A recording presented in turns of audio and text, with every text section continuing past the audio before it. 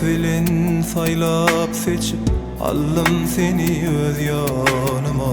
Ornoştun sen söyün yarıma, aşık kalbamın törüne.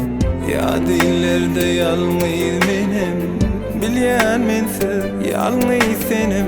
Ayrılığa günel ikimizim. Ah, ya dillerde yalnız benim, bilyen mensiz yalnız senim. Ayrılığa günel ikimizim.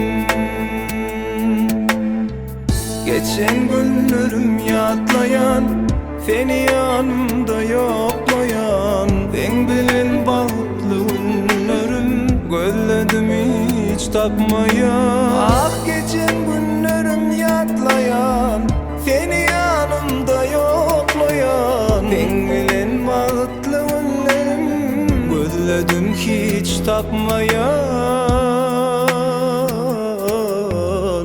Ya dillerde yalnız benim, senim yalnız bilyen benim. Ayrılığa günel ikimizim. Ya dillerde yalnız benim, bilyen mensiz yalnız senim. Ayrılığa günel ikimizim. Ah, ayrılığa günel ikimizim.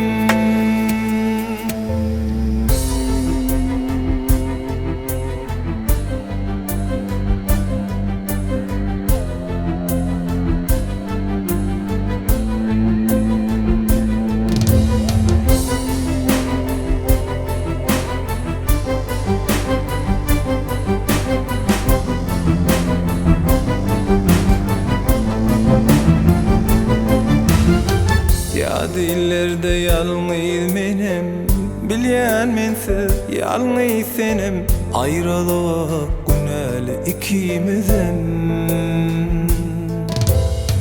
Ya dillerde yalnız benim, bilyen mensiz yalnız senim.